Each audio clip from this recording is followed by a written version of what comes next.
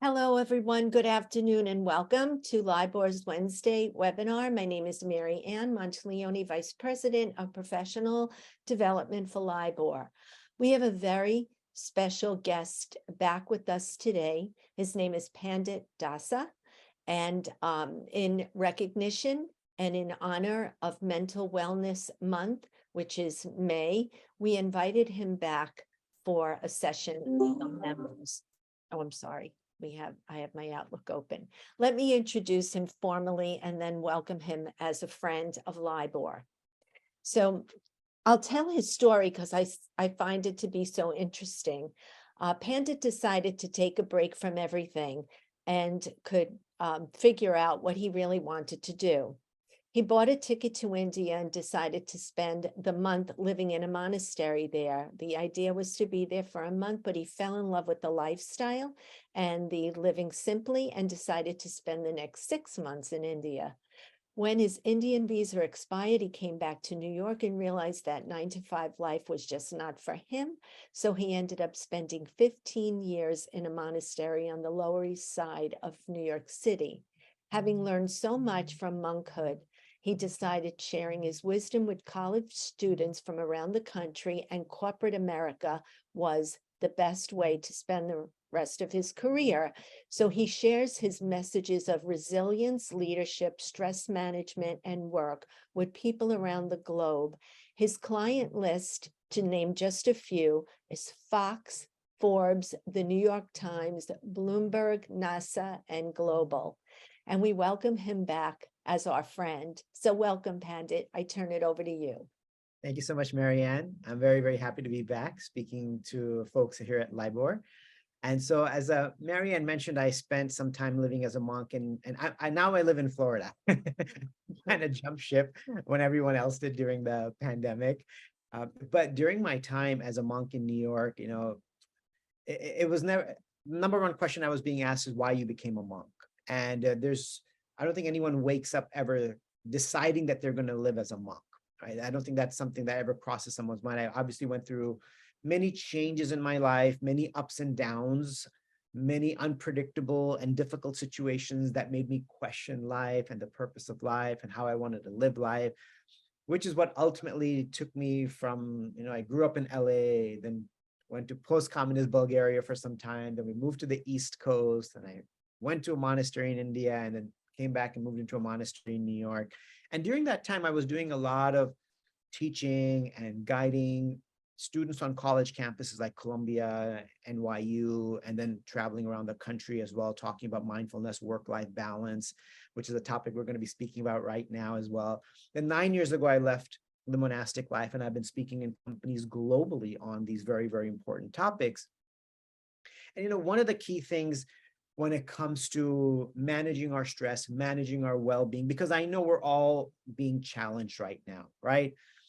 Interest rates are high. That's causing the real estate market to struggle a little with that. And I know we've probably experiencing fluctuations in our own business. So these changes, this uncertainty of what's actually going to happen, uncertainty is such a big component of us feeling stressed. When we don't know what's coming, how much is coming, when it's coming, all that unpredictability can lead to a lot of stress and anxiety.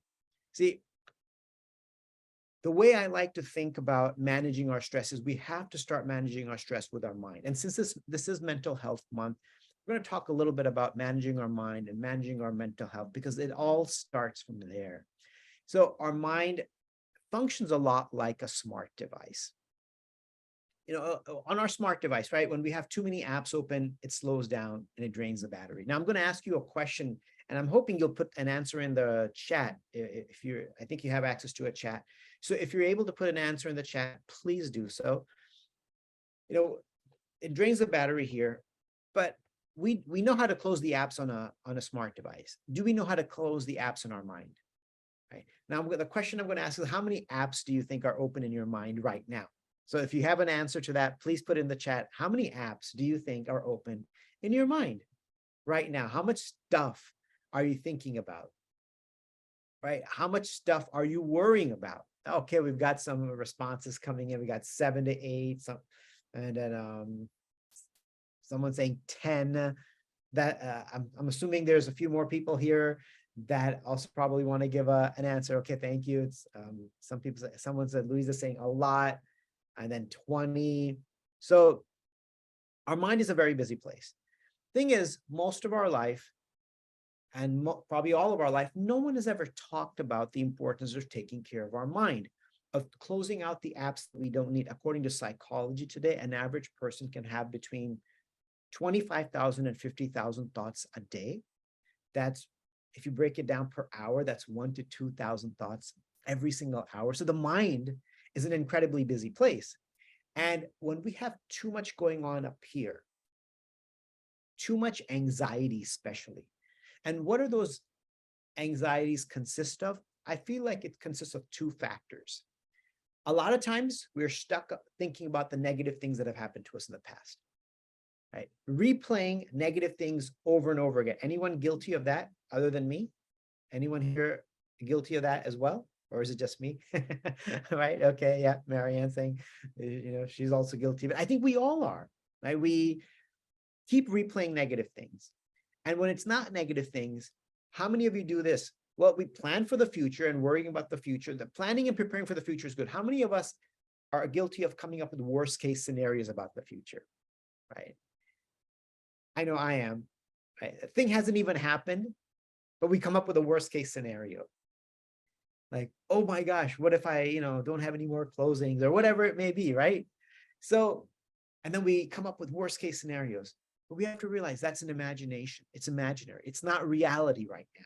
So why are we worrying about imagination, right? When we have reality right in front of us. And so if we don't learn to manage our stressful thoughts from the past or the future, that can lead to a serious level of stress, anxiety, even sleeplessness. And the key thing here is what I feel like mindfulness can do is help us recognize some of these sort of useless thoughts, irrelevant thoughts, thoughts that are not adding any value to my life right now, but they're occupying space, but they're not adding value. It's like somebody living in your house rent-free, right? And not adding any value, right? That's stressful. So like a roommate who doesn't pay rent, stops paying rent, and doesn't clean, doesn't cook, doesn't do it, doesn't contribute any to the situation. So that's when we have too many unnecessary thoughts living in our mind, that can be a source of our stress and anxiety. And that can lead to challenges with our mental health. That's how mental health challenges start. And, I do want to mention that since this is Mental Health Month, that if we are or have struggled with mental health, there's nothing to be embarrassed about. Because just like our body goes through ups and downs in the physical health, our mind can go through ups and downs in terms of our mental health. It's a very normal part of life. Like the seasons change, right? You have the summer, right? Then you have the fall, then you have the winter, then you have the spring. They're changing. So same thing, our health, mental and emotional, physical, go through changes, and we don't have to feel embarrassed about that. So we have to remember that self-care is not a selfish thing. The airline industry isn't telling us to be selfish when they tell us to put our own oxygen mask on first before helping someone else. And I know there's so many responsibilities we have. We have responsibilities to our family, our community, our society, our colleagues, our clients. And a lot of times these responsibilities overlap. You could be having family time and a client calls. What do you do? How do you respond to that? How do you create that boundary? Because maybe business has been slow. You got to take this call and now you're with your family. So I think, for each of us, the answer to how to respond to all of that is probably going to vary depending on our family situation. If we've had conversations with our family about this, if they know that we need to take a call, it's okay. Letting them know I am expecting a call. It's a very important one. And if our livelihood depends on it, then if people are aware this is going to happen, then it shouldn't be an issue, right? But it's not something that should be happening all the time, because then that is where our family life and work-life balance becomes disrupted. So going back to the topic of mental health, Mental illness is much more common than we can imagine. According to the American Psychiatric Association, believe it or not, 1 in 5 US adults, that's almost 20%, experience some form of mental illness. And that 1 in 24 has a serious mental illness. And 1 in 12 has a diagnosable substance use disorder. So think about it, 1 in 5 experience some form of mental illness. It could be struggling with depression, struggling from anxiety, maybe sleeplessness, right? And this is not something you may have your whole life, but 1 in 5 adults have experienced it for some period of time in their life. So it is quite normal, right? Don't feel guilty, don't feel down about yourself if you're going through a phase in which you may be struggling mentally or emotionally. Again, as part of life, human beings go through these waves and these stages and these seasons of emotions. If depression or anxiety, sleeplessness, they're prolonging over weeks and months, then we realize we need to get some help for it. And that's okay. Just like we're not embarrassed to go to a dentist when we have a toothache or go to a doctor when there's some other ailment, we shouldn't be embarrassed to seek help for our mental health. That doesn't mean there's something wrong with me if I'm seeking help for my mental health.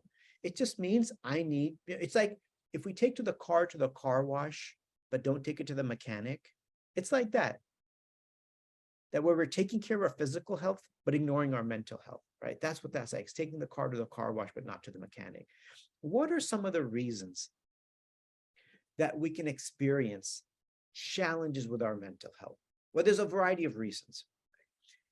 And I'll list a few of them for 2 reasons. One is for us to recognize if we may be going through some of these ourselves, or perhaps become aware if someone else, maybe a colleague or someone else, somebody in our family is experiencing some of these. So what are some of the causes of mental illness, right?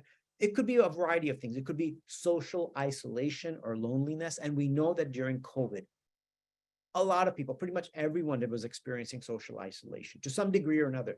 Now, you may have been with your family the whole time. So you're thinking, well, I wasn't experiencing social isolation, but being with our family 24/7 and, just sort of competing for internet and room to use for work or for studying, that in itself can be also because you're socially isolated from your other social environment, like colleagues and friends and things like that. So extended period of social isolation or loneliness is a lot of people living in big cities who couldn't see their family and friends. I had several friends in New York City in a 1-bedroom or studio apartment for like 6 months, a year. They were literally bouncing off the walls. That affected their mental health. Experiencing discrimination, including racism, that can also cause mental illness. Childhood abuse or trauma or neglect can lead to mental illness. Some type of social disadvantage, poverty or debt, that can cause a lot of stress and anxiety leading to mental illness. Severe or long-term stress, right? Or just having a long-term physical health condition. All of these things can have a very severe impact on our mental health. So maybe we're going through some of these things. And again, it's life, right? There's nothing wrong with you. There's nothing wrong with us. If we have gone through some of these things, I know that when my family lost their multi-million-dollar jewelry business in the early 1990s. It was a multi-million-dollar jewelry business, which they built from ground up, from zero to nothing to all of that, to living the lavish LA 90210 lifestyle, and with a big house on the hill with a pool, a jacuzzi, a waterfall, very lavish lifestyle, to going completely broke. So that sort of debt and poverty was very difficult for me to deal with, very difficult for my parents to deal with. It wasn't easy. And that led to a lot of anxiety and some depression for me for quite some time until I was able to overcome that. And that's where mindfulness really helped me deal with a lot of that. So it's life. We're going to go through some of these things. And it's important to realize that we can bounce back from it. If we get the proper help and support, we can actually bounce back from a lot of these difficult situations and become stronger. Now, when we do go through bouts of mental illness, we have to understand that these things can impact us in every aspect of our life. So not only in our personal life and our personal relationships, but it can also affect us in our social life and also in our workplace. So if we experience some kind of mental illness, it will spill over into our workplace. It's hard to separate the two, right? It's really hard to separate the two. So, and how can it impact us in the workplace?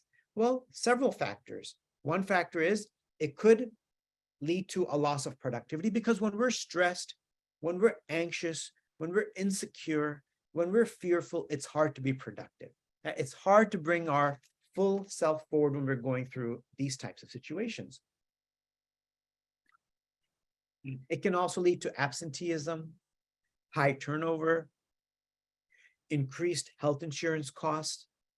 So it's really important for us to be aware that, am I going through some of these things? And, it's easy to ignore it or to tell ourselves, I'll just get over it. It'll pass. It may and it may not. But if we suppress it and push it down, you can be 100% sure it'll resurface. And when's it going to resurface? In some kind of an interaction with another person, or when things get difficult, stressful, it'll reemerge. And people will see an unpleasant side of us, and they'll be like, what's going on with this person? So it is important to not neglect it, to not ignore it, and to really deal with it. And how can we deal with it? One thing is making sure that we're taking care, really, really prioritizing our self-care. And what does it mean? What does self-care mean, right? And it could mean different things for different ones. Well, here's a question I'll just ask you if you want to put an answer. What does self-care mean to you? I would just love to know what the audience here feels. That, what do you think of when it comes to your own self-care? Right? What does it mean to you? What do you do for yourself to take care of your own physical, mental, and emotional well-being? Someone's saying resetting your mind. So the question have come up when I see that is, what does that mean, right? Resetting your mind. Like, I'm just curious personally, because I also do the same thing. So, going to the spa, right? And yoga, exercise, gym. These are great. These are fantastic. Right? Making yourself a priority, proper diet and sleep and massage. Yeah, I like that, because someone it's like shopping, great. Whatever it takes, right? Time for yourself and doing what you enjoy: bike, yoga, walking, reading, go for a nature walk. So self-care, and thank you, by the way, for sharing that. And I think so important. Self-care, I feel like it's not just one thing that I need to do. It's not like I just need to exercise. It includes, just like a healthy diet includes, proteins and grains and vegetables, right? It requires a variety of things for us to have a healthy diet. Self-care requires paying attention to the food we eat, when we're eating, how much we're eating, what we're eating, all of that, right? Really thinking about that. Sleep, how much we're sleeping. Are we winding down enough before going to sleep, or are we just kind of nonstop texting and emailing till 10:30 while in bed, looking at our phone like this? Right? That's not a way to reset the mind. That's not a way to clear the mind. We need to shut down our mind, our apps, and give ourselves time to wind down. So making sure we're getting a good night's sleep, that we're winding down before, enough time to wind down before going to sleep. And maybe that means going for a walk. Maybe that means meditating. Maybe that means some light stretching. Maybe it means reading a book or listening to calming music, right? Another aspect of self-care, very important, is, and I noticed that no one mentioned it here, but having positive relationships, relationships with our family, our friends, that is so crucial. Actually, did you know that's one of the number one aspects to self-care is having positive relationships with those around us? And right, and we don't think about that a lot of times. And usually, whenever I ask this question, it's not just here. A lot of times people don't mention positive relationships, like spending quality time with your family, quality time with your friends. Somehow that sort of slips through the cracks, that because when we go through stress and anxiety, if we have someone to lean on, especially if we have someone struggling with some kind of mental illness, if you have someone to lean on, that can be so helpful, so powerful, right? So diet, exercise, sleep, relationships, all of this is required to have self-care, to have that work-life balance, because life includes all of that. And, I'm going to provide just some tips on what we can do. Well, if we notice someone else having struggles with their mental health, right? What not to do or what not to say, right? Some of the things that we shouldn't say if someone confides in us that they're struggling with their mental health, like, to not say that, hey, just be positive. And, so many other people have it worse. Oh, it's just all in your head. You can snap out of it and things could be so much worse. See, by saying these kinds of things, and unfortunately, a lot of people do say these kinds of things. In the past, I've said these kinds of things too, not knowing that they lack empathy. And basically what's happening is it's dismissive. It's dismissing what they're going through. It's actually dismissive of what they're going through. And when someone's struggling with this, the last thing they want is to feel that it was minimized. Their struggles were minimized. And some of the things that we can say to support people is, one of all, and things that we can do is listen without judgment. So as they're talking about their struggles, to not judge them, to not think less of them, right? To not minimize them, just really listening without judgment. And asking them or telling them, asking them, what can I do to help? Just like, I'm here for you. I realize this must be incredibly hard. What can I do to help? I'm here for you. That in itself, and we don't have to become their therapist, and we shouldn't, unless you have a degree and training in that. Them knowing that you're there for them is maybe all they need to feel a little bit better. Right? And if they need to go to a therapist, say, hey, I'll help you find one and I'll come with you. Right? Knowing that, wow, you're really there for them, that can help them so much. Right? You don't have to fix their problem because we're not qualified. We shouldn't try. Just being a supporting and caring friend or family member can be tremendously helpful.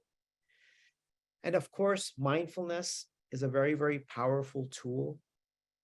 There's a lot of amazing research on the benefits of mindfulness for dealing with mental health challenges, right? There was some research done by UCLA Health, and it showed that there's psychological health benefits of a mindfulness practice. The psychological benefits are it decreases anxiety and depression. It improves well-being and concentration, and also improves emotional reactivity. The physical benefits of a mindfulness practice, it improves sleep quality because you're able to clear your mind, close out the apps, reset your mind. Helps lower blood pressure and improves the immune system. So when we're less stressed, our immune system improves. And the business benefits, it improves our communication because when we're in a good space in our mind, our communication can have more empathy. It improves our work performance, and it also improves our emotional intelligence. So these are just some of the benefits. I'm kind of curious, has anyone here practiced some kind of mindfulness ever? Some meditation? I'm just curious.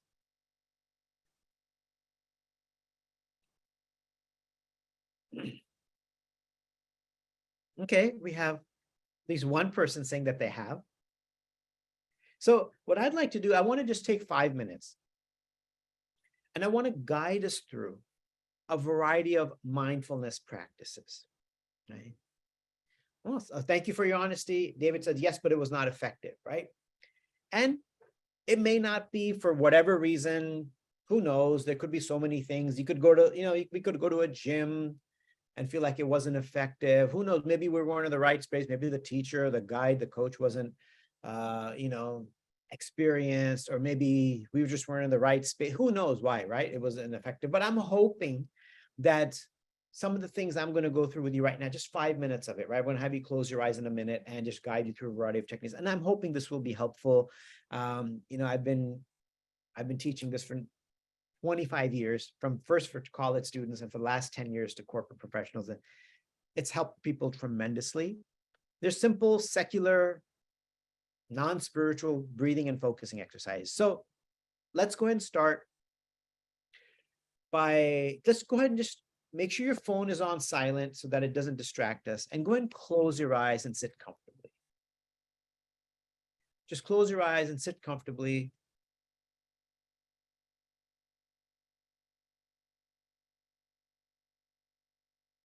Let's come into the present moment. And you're probably wondering, how can we do that? Well, here's one exercise that can help us come into the present moment. Try to feel the weight of your feet pushing down into the floor, and bring all of your attention to the weight of your feet pushing down into the floor.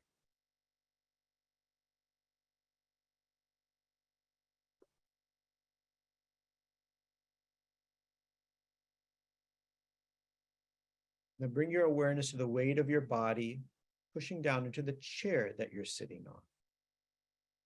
Feel the weight of your body pushing down into the chair.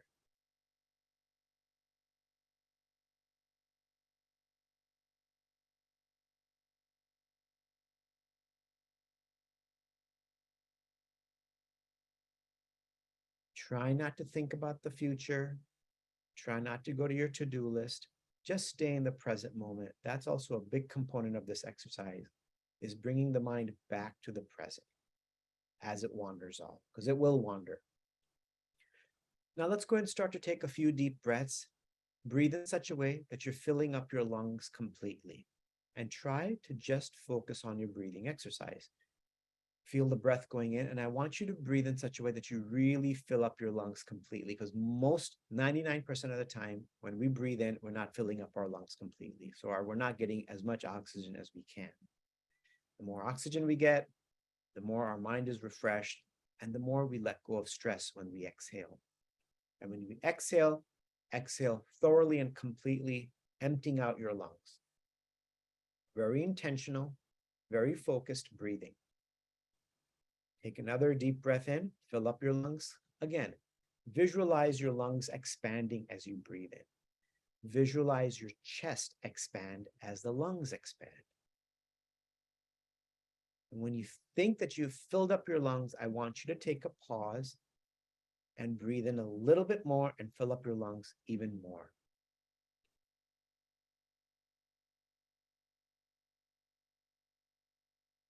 Lungs have had a chance to expand so they can take in more oxygen, and then exhale and really push out all of the breath from your lungs, emptying out your lungs.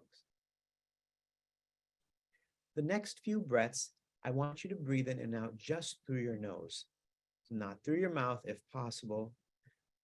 Feel the cool breath going in through your nasal passages, entering the lungs, filling up the lungs.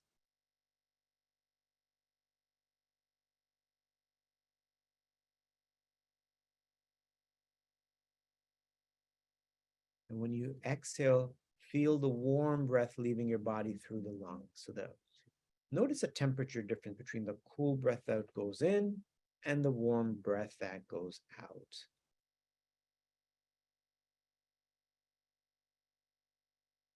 Stay focused. Try not to plan. Try not to let your mind wander into the past. Right here in the present moment. Again, cool breath goes in. Warm breath goes out.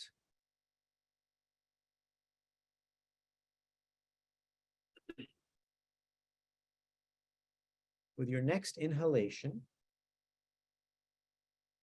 once you've breathed in completely, I want you to hold your breath.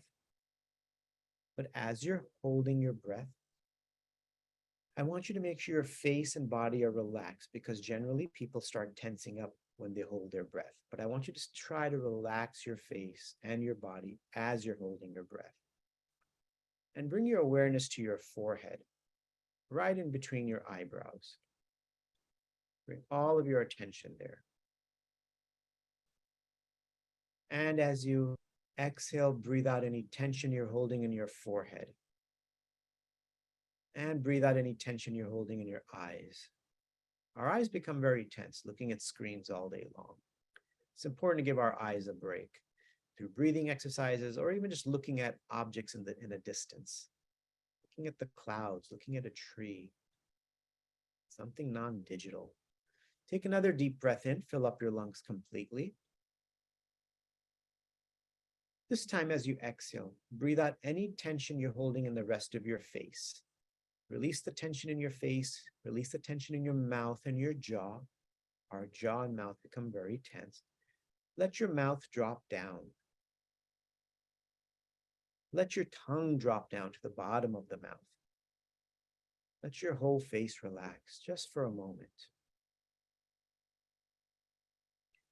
With your next inhalation, bring your shoulders up to your ears, as if your ears and shoulders are going to touch. Bring your shoulders up to your ears as you're inhaling.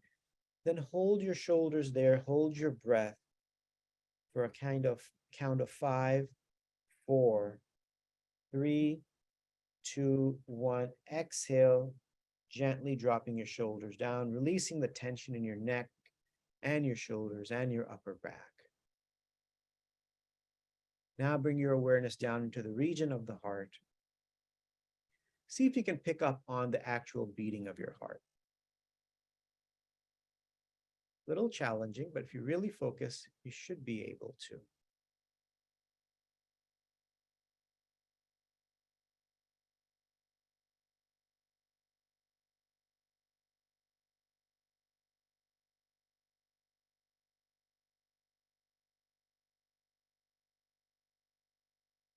It's okay if you weren't able to. Now take a moment to think of 3 things that are happening in your life that you're grateful for. Just think of 3 things that you're grateful for. Gratitude is a very powerful way to shift our mindset from the negative to the positive.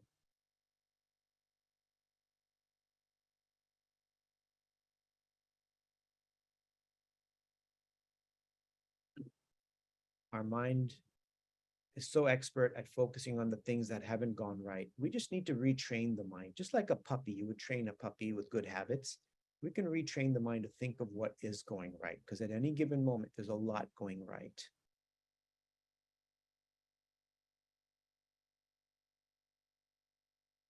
Take a deep breath in, bring your awareness to your eyes.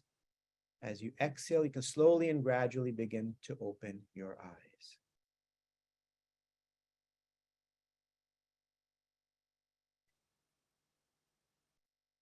So welcome back, everyone.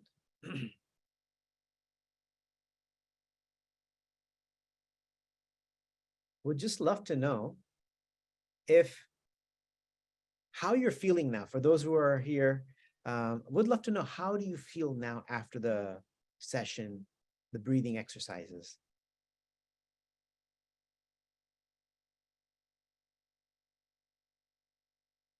Great. Margaret saying mind is much clearer. Marianne saying more focused.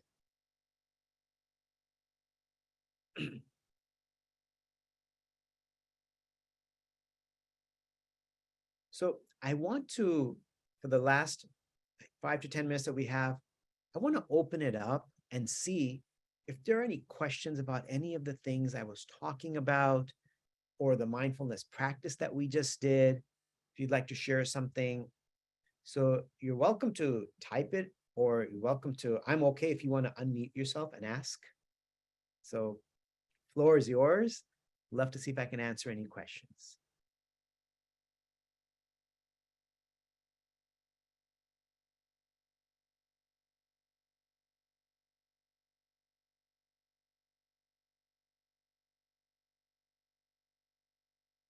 Martine is saying, my body is relaxed, my mind is not overwhelmed. That's great, right? That's really the whole purpose. How relaxed our body is will be very much dependent on how our mind is. If our mind is relaxed, our body is relaxed. If our mind is tense, our body is tense. It starts with the mind. Thank you for sharing that.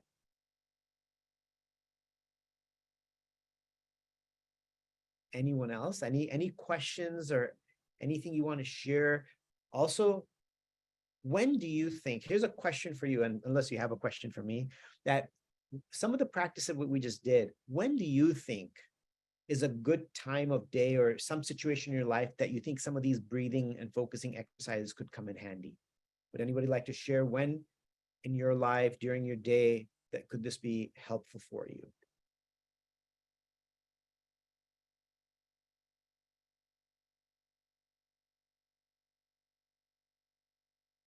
Okay, so the question here is, can you address the challenges of mental health providers, especially psychiatrists and psychologists? There is a shortage and very difficult to find providers, almost impossible. Yeah, it is. And I know that since COVID started, and I don't know if I have a full and complete answer to this, Margaret, but since COVID started, there are online resources available, and I have not recommended or used them, so I can't personally recommend any of them or send you to a specific site. But I know there are online resources available where you can talk to a mental health professional via Zoom, and they can become accessible to you very easily from the privacy of your own home. So I think if you just Google online mental health resources, I'm sure you'll find them right there, and you can take advantage of that. So I'm hoping that that will be helpful. So please do Google that, look it up. And again, it's so convenient, right? COVID, there's so much pain and difficulty, but also a lot of great resources came out of it. So I know the question I asked, people are responding to that about when is a good time to use this. Some people said in the morning, midday, and evening. I think it's Yahila. I'm hoping, please forgive me if I'm mispronouncing your name. My name gets mispronounced all the time. It doesn't mean I should mispronounce others. But in the morning, midday, and evening. Perfect. I love it. And because you said that, I'm going to say something in response to that. We went for about 7-8 minutes. Even if you do some of these breathing exercises for 1 or 2 minutes throughout the day, like you do it in the morning for 1 or 2 minutes, maybe before a meeting or you're about to meet a client and you're really stressed, just before you meet the client, sitting in your car, wherever you are, take a minute, take 5 deep breaths, take a moment of gratitude. Think of something grateful. You've shifted your mood and perspective, and now engage, right? So before you go and meet with your family in the evening, spend time with them, take 10 deep breaths, take a moment of gratitude, then go and engage with them. So throughout the day, you can do this. Some people said morning, before bed, anytime you feel overwhelmed, exactly, all of this. And another question is, could you recommend alternative medical professionals? Well, there are a lot of life coaches out there. I mean, I do executive coaching for executive level folks, 4-week, 8-week, 6-week sessions for individuals to come up with a plan for their work-life balance. So I think there's a lot of life coaches out there as well. Again, it's hard for me to send you to individuals just because, I haven't used particularly their services. But I think if you look for them, there's mindfulness teachers out there, there's meditation teachers out there that you can connect with. And if you're looking for executive level coaching, you can of course reach out to me if you want to. And I'm just going to right here put a couple of links in the chat for ways for you to connect with me if you want to. This is my LinkedIn and Instagram. So if you want to follow me on social media, I'm putting constantly positive messages on these platforms. And of course, you're welcome to reach out to me through my website, which is panditdasa.com, which is right there. So there are a lot of resources out there. Once you start looking, you'll be surprised as to how much is available for us out there. So, and I'm definitely open to connecting. And, if you're having an event, you want me to speak at it, you want me to do some mindfulness practice, I'm available for all of this. Oh, it says, Oh, okay, it's not a, let me see here. Oh, thank you for letting me, okay. Yeah, my setting was on such that not everybody could see it. So those are my links to LinkedIn and Instagram, and that's my website. So that you can go to those and reach out to me if you want to connect on any of these topics individually or for your group or for your team. So any other questions or comments? I really appreciate everyone's participation. Really hope that some of the things we talked about, that what I'm hoping is that whatever we talked about, that you'll take a moment, just so it doesn't leave our mind and we forget about it. Just make it a point today or tomorrow. Some of the things we talk about these things with a colleague, with a family member, with a friend. Because if we don't repeat the message, then we ourselves will forget it. So tell a friend, like, hey, we had this webinar today and we talked about the importance of sleep, diet, relationships, mindfulness, meditation. And this is what I got out of it. You going through the process of repeating what you experienced, now it becomes lodged in your memory a little deeper. Like when we hear something, it stays in and goes out. When we repeat that thing, it really gets lodged in. So tell a few people about it, right? Tell a few people about it, because now it's really up here for you. So yeah, any other questions or comments? Well, if you think of a question later, please feel free to reach out to me. As I said, I'm available through LinkedIn or my website. And I want to thank you all very much for your participation, for inviting me to speak. And I look forward to our paths crossing again. Yes. Thank you so very much for being with us. If everybody fully participated, it was very relaxing, peaceful. I don't think we would have taken this time in our day to do this. And we thank you for that and sharing such great information to help us. This is being recorded, and Pandit allows us to put it on our site for LIBOR members. For those who missed it, they can go back for a replay, and we hope to have you back, like I said, in person one day. Yeah, that would be great. Thank you so Okay. much, Marianne. Thank you. Great seeing you. Thank you, everyone. Have a good day. Take care, everyone. Bye-bye. Bye-bye.